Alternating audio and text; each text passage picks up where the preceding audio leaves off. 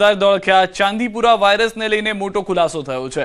ચાંદીપુરા વાયરસથી 8 બાળકોના મોત થયા છે। રાજ્યમાં ચાંદીપુરા વાયરસના કુલ 63 શંકાસ્પદ કેસ નોંધાયા છે। ગુજરાતમાં ચાંદીપુરા વાયરસના 12 કેસ પોઝિટિવ આવ્યા છે। 8 દર્દીઓના લેબ રિપોર્ટ હજુ બાકી છે। 12 દર્દીઓના રિપોર્ટ પોઝિટિવ આવ્યા છે, જેમાંથી 8 દર્દીઓના મોત થયા છે। રાજ્યમાં 20 વર્ષીય વ્યક્તિનો પ્રથમ પોઝિટિવ કેસ આવ્યો છે, ભરૂચમાંથી નોંધાયો છે। अन्य तमाम पॉजिटिव दर्दियों 10 वर्षथी ओછી उंमरना बाळको छे। तमाम शंकास्पद दर्दियोने होस्पिટલમાં સારવાર આપવામાં આવી રહી છે। દરેક કેસની આરઆરટી દ્વારા તપાસ અને ફોકલ સર્વેલન્સ હાથ ધરાયું છે। અસરગ્રસ્ત વિસ્તારોમાં પણ વેક્ટર કંટ્રોલિંગ, ફોગિંગ અને જાગૃતિ અભિયાન શરૂ કરાયું છે।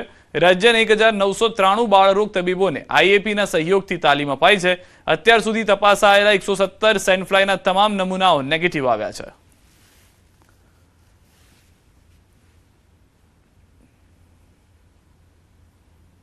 ત્રેસઠ શંકાસ્પદ આ દર્દીઓને દાખલ કર્યા હતા પૂરા ગુજરાતમાં, જેમાંથી 12 પોઝિટિવ આવ્યા છે। એમનું સારવાર કરી, જેમાંથી 8નું મૃત્યુ થયું છે।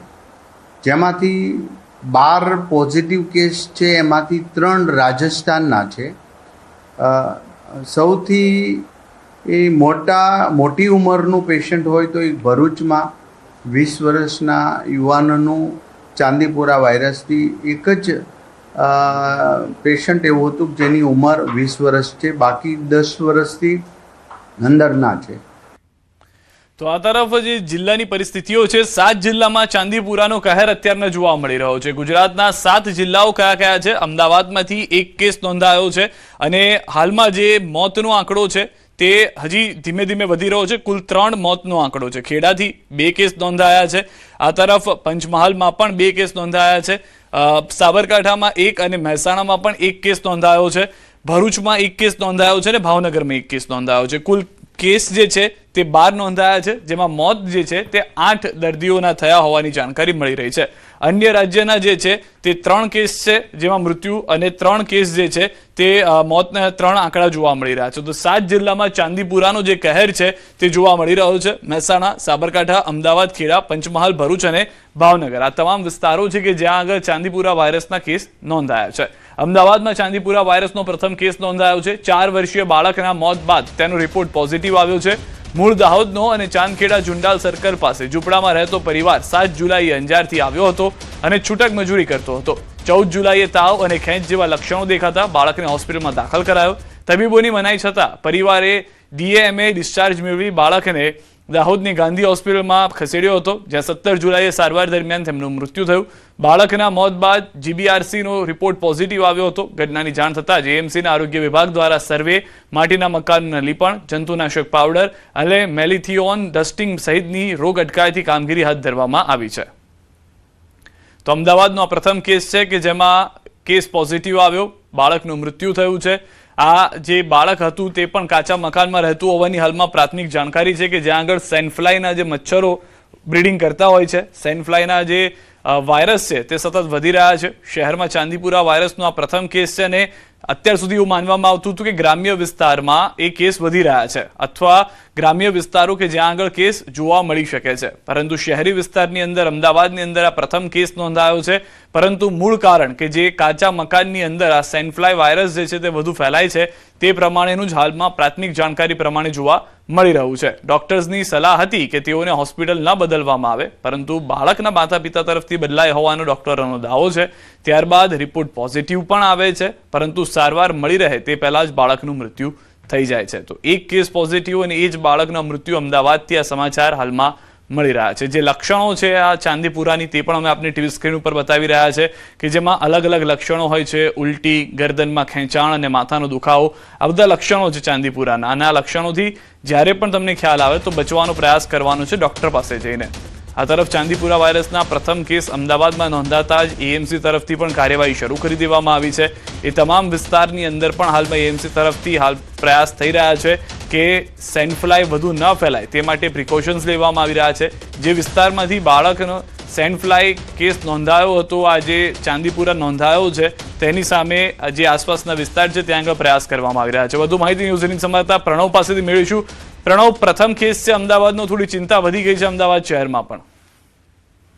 આ ચોક્કસ જે રીતે રાજ્યના આરોગ્ય મંત્રીએ પણ સત્તાવાર એ માહિતી આપી છે કે મહેસાણા અને અમદાવાદ શહેરમાં જે અલગ અલગ કેસો નોંધાયા છે તેમાં આમ ગુજરાતની અંદર જે કહી શકાય કે 12 દર્દીઓ રિપોર્ટ પોઝિટિવ આવ્યા છે અને જેમાંથી 8 દર્દીઓના મોત થયા છે. તેમાં જે રીતે માહિતી મળી રહી છે અમદાવાદ શહેરની, તો અમદાવાદ શહેરના ઝુંડાલ વિસ્તારમાં મજૂરી કામ કરતા જે પરિવાર છે તેમાં 4 વર્ષીય બાળકની ચાંદીપુરાનો રિપોર્ટ છે તે પોઝિટિવ આવ્યો છે અને તેનું સારવાર દરમિયાન મરણ પણ થયું છે. આખી હિસ્ટ્રી જો સમજવાનો પ્રયાસ કરીએ તો જે આ પરિવાર છે તે ઝુંડાલ સર્કલ પર રહી રહ્યું હતું, પરંતુ તેઓ જે કહી શકાય કે અંજારથી 7મી જુલાઈએ તેઓ બાળક સાથે જે પરિવાર છે તે અંજારથી ચાંદખેડા ઝુંડાલ ખાતે પહોંચ્યું હતું. અહીં તેઓ ભૂમિ આર્કેડ નામના છાપરા છે ત્યાં તેઓ વસવાટ કરી રહ્યા હતા, ત્યાં તેઓ રહી રહ્યા હતા. તે દરમિયાન 14મી જુલાઈએ બાળકને સિમ્પટમ્સ જોવા મળી રહ્યા હતા. તેના જ પગલે બાળકને SMS હોસ્પિટલ જે મોટેરા ખાતે આવેલી છે ત્યાં તેનો દાખલ કરવામાં આવ્યો હતો. ત્યાં પણ તેના રિપોર્ટ છે એ પ્રાથમિક રિપોર્ટ કરવામાં આવ્યા હતા. રિપોર્ટ હાલ આગળ મોકલાયા હતા અને ત્યારબાદ એના જે પરિવારજનો છે, જે રીતે સત્તાવાર મહાનગરપાલિકાએ પણ પ્રેસ રિલીઝ કરી છે તેની અંદર કહ્યું છે કે પરિવાર દ્વારા તે બાળકને ત્યાંથી ડિસ્ચાર્જ કરવામાં આવ્યો હતો અને આખરે તે બાળક છે દાહોદ ખાતે તેનું મરણ થયું હતું. દાહોદની ગાંધી હોસ્પિટલમાં સારવાર ચાલી રહી હતી ત્યારે 17મી જુલાઈએ તે બાળકનું ત્યાં મોત થયું છે. ચોક્કસ કહી શકાય કે અમદાવાદ સિટીની અંદર પહેલો ચાંદીપુરાનો કેસ નોંધાયો છે, તે પણ 4 વર્ષીય બાળકનો. જી પ્રણવ, આપની પાસે વધુ અપડેટ્સ પણ મેળવતા રહીશું. તો હાલમાં ચાંદીપુરા વાયરસના પ્રથમ કેસ નોંધાતા એક્શનમાં આવી ગયું છે એએમસી અને સ્વાસ્થ્ય વિભાગ. તો ગીર સોમનાથના ઉનાના સોંદરડીમાં શંકાસ્પદ ચાંદીપુરા વાયરસથી 5 વર્ષના બાળકનું મૃત્યુ. ભાવનગર હોસ્પિટલમાં સારવાર દરમિયાન બાળકનું મૃત્યુ થયું છે. બાળકના મોત બાદ સોંદરડીના ગામમાં આરોગ્ય તંત્ર એલર્ટ છે. તાલુકા હેલ્થ ઓફિસર સહિત 8 ટીમો ગામે પહોંચી તપાસ શરૂ કરી છે. ગામના દરેક ઘરમાં આરોગ્ય તપાસણીની કામગીરી શરૂ કરવામાં આવી છે. પ્રાથમિક શાળામાં ચાંદીપુરા વાયરસ અંગે જાગૃતિ અભિયાન ચલાવવામાં આવી રહ્યું છે. ચાંદીપુરા વાયરસની આશંકાએ સમગ્ર વિસ્તારમાં આરોગ્ય વિભાગ જે છે તે એલર્ટ પર જોવા મળી રહ્યું છે.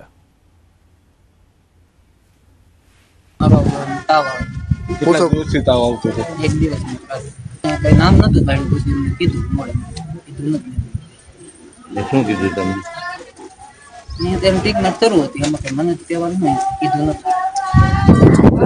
ક્યારે કીધું?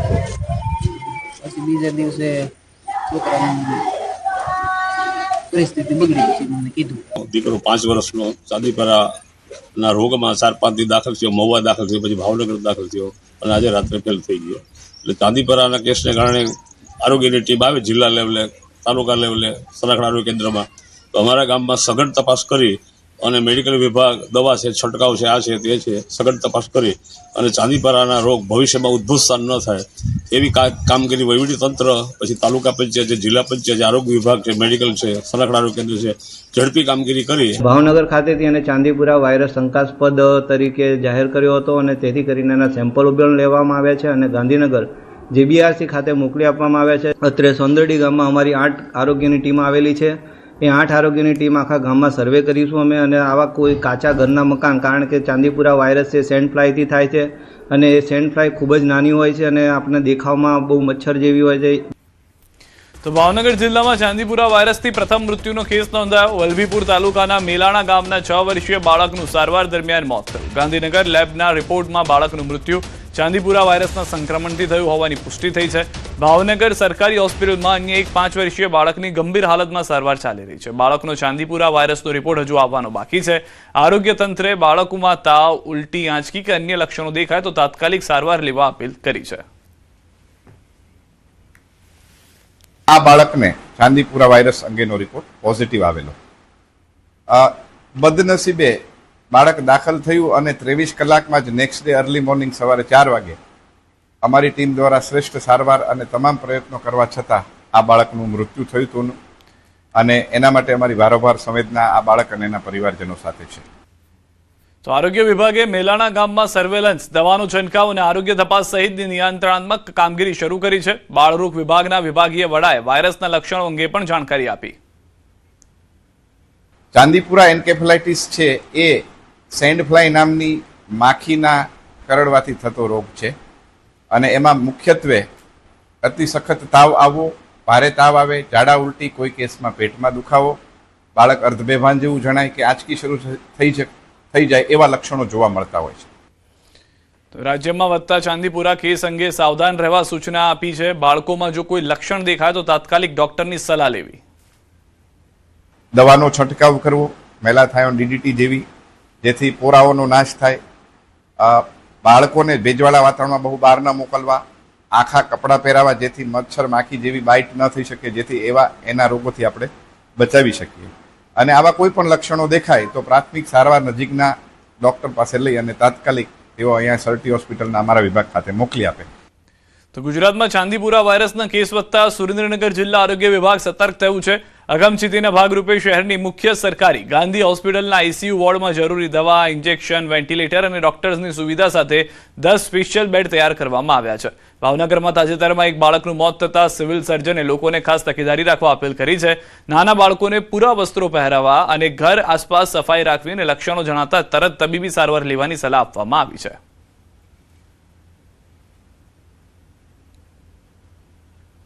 અત્રેની ગાંધી હોસ્પિટલ ખાતે ચાંદીપુરા વાયરસ માટે જરૂરી બધા જ સાધન જેવા કે O2, એના રિલેટેડ જે ડ્રગ્સ હોય, ઓક્સિજન હોય, એ બધી જ વસ્તુઓ સાથે 2 પીડિયાટ્રિશિયન, મેડિકલ ઓફિસર બધું જ ઉપલબ્ધ છે.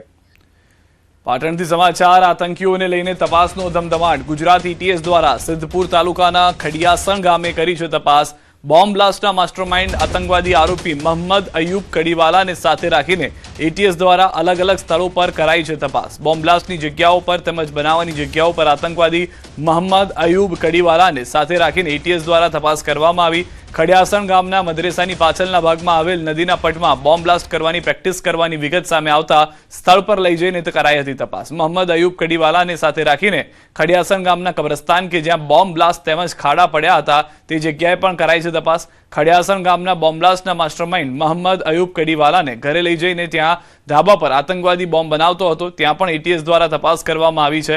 સ્થાનિક પોલીસ, ચેતક કમાન્ડો તેમજ ATSના તમામ અધિકારીઓની હાજરીમાં ખૂબ જ ઝીણવટપૂર્વક તપાસ ચાલી રહી છે.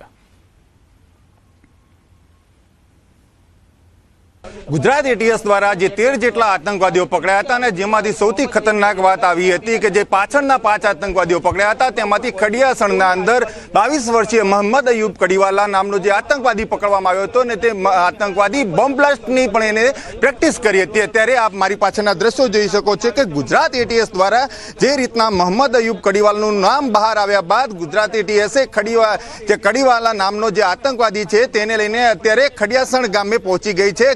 ATS દ્વારા અત્યારે ખડિયાસણ ગામની મદ્રેસા હોય, કબ્રસ્તાન હોય કે તેના ઘરે અત્યારે તપાસનો દોર શરૂ કરી દેવામાં આવે છે. આપ દેખી શકો છો દ્રશ્યોના અંદર કે જે અત્યારનું ઘર દેખાઈ આવે છે તે આતંકવાદી મોહમ્મદ અયુબ કડીવાલાનો છે અને સ્વાભાવિક રીતે તે ઘરના અંદર લઈ જવામાં આવ્યો છે અને તેના નાનામાં નાની અને ઝીણવટપૂર્વક તપાસ ચાલુ રહી છે. અનેક અધિકારીઓ સાથેની તેની તપાસ કરવામાં આવી છે અને જે રીતના ઘટસ્ફોટ બહાર આવ્યો છે કે 8 જેટલા તેને બ્લાસ્ટ કર્યા છે, અલગ અલગ જગ્યાએ તેને બ્લાસ્ટ કર્યા છે અને કોના દ્વારા સામગ્રી લેવામાં આવે છે, કોના સંપર્કમાં હતો તે તમામ બાબતને લઈને ATSને દોર અત્યારે તપાસનો શરૂ થઈ ગયો છે. યશવંત પટેલ, ન્યૂઝ 18 ગુજરાતી, ખડિયાસણ.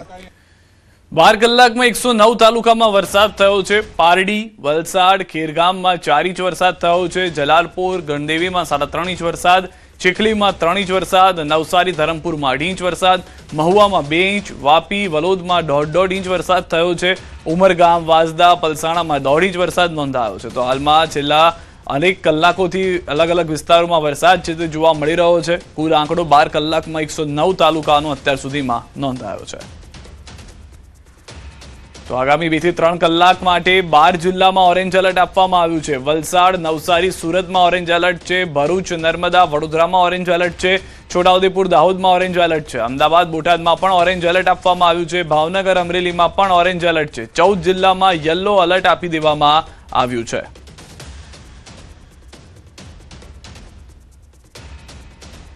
ગુજરાતમાં અનેક જિલ્લાઓમાં મેઘરાજાની મહેર જોવા મળી રહી છે. દક્ષિણ ગુજરાતથી લઈને મધ્ય ગુજરાત સુધી વરસાદી માહોલ જામ્યો છે.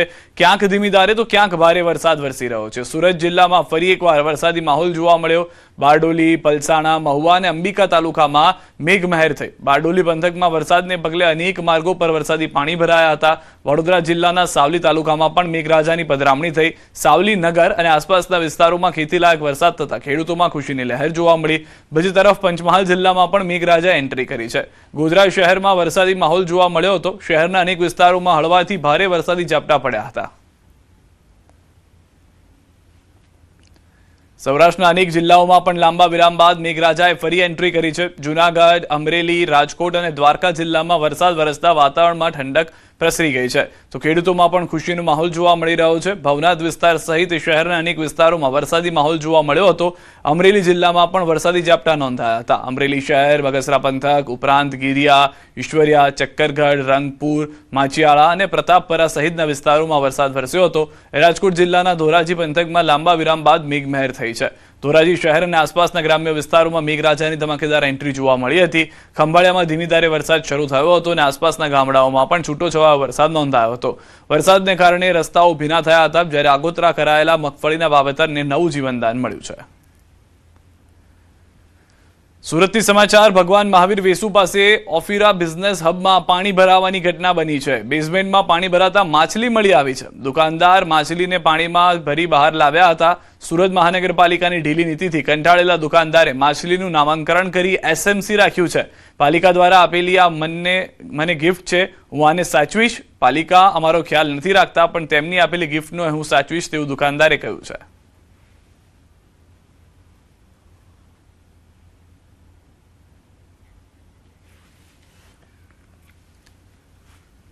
અન્ય સમાચારો પર નજર કરીએ. આણંદથી સમાચાર. આરોપીના એન્કાઉન્ટર મામલે મોટા ખુલાસા. આરોપીએ બાળકી સાથે દુષ્કર્મ આચર્યું. દુષ્કર્મના કારણે જ બાળકીનું મોત થયું. પોલીસ તરફથી આ ખુલાસો પણ આવ્યો છે.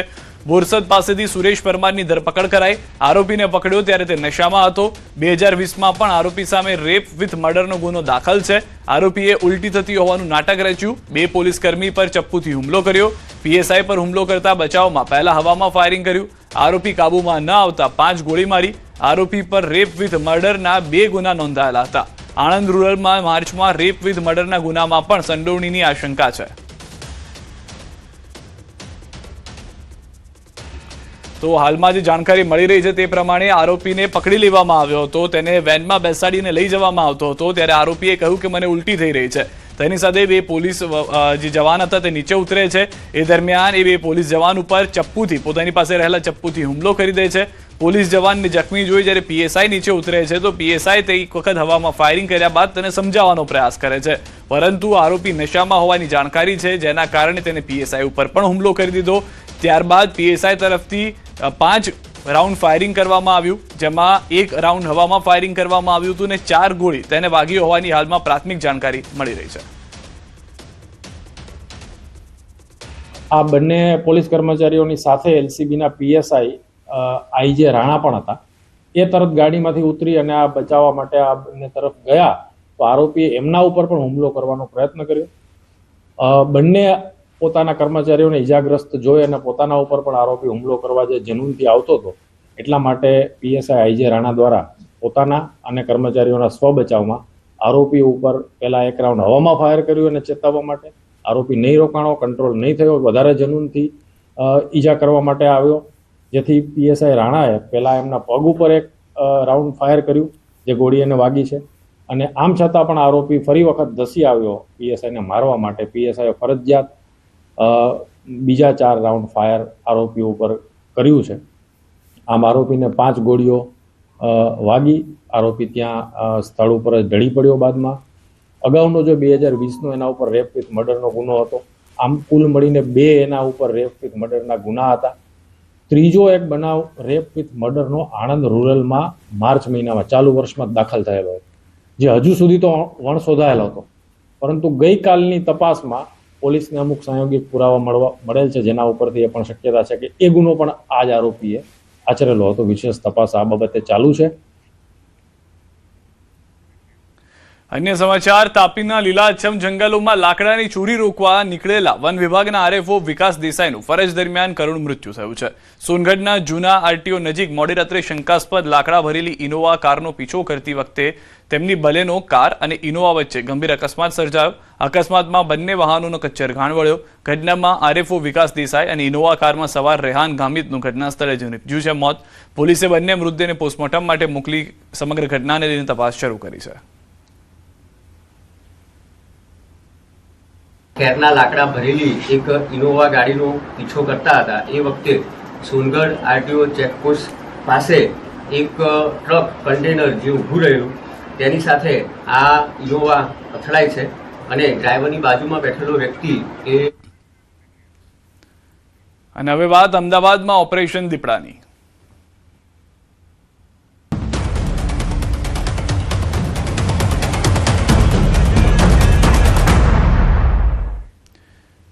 અમદાવાદમાં 15 કલાકથી ઓપરેશન દીપડો ચાલી રહ્યું છે. દીપડાની દહેશત વચ્ચે હજુ પણ સર્ચ ઓપરેશન યથાવત છે.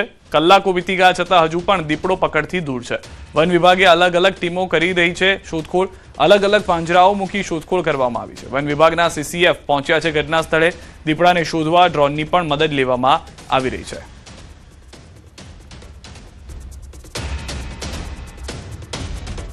દીપડાને શોધવા ડ્રોનના દ્રશ્યો આપ જોઈ રહ્યા છો. CCF ઘટના સ્થળે પહોંચ્યા બાદ દીપડો જલ્દી મળી જાય તેની ભાળ હજી સુધી નથી મળી. અંદાજિત 15 કલાક જેટલો સમય થઈ ગયો છે અને અમદાવાદ શહેરમાં પહેલી વખત દીપડાએ દેખા દેતા સૌ કોઈ, ખાસ કરીને સ્થાનિકો જે છે ચિંતામાં જોવા મળી રહ્યા છે. જે વન વિભાગ છે તે પાંજરા સાથે તૈયાર જોવા મળી રહ્યું છે કે જેવી ભાળ મળે દીપડાને પકડવા માટે શરૂઆત થઈ જાય.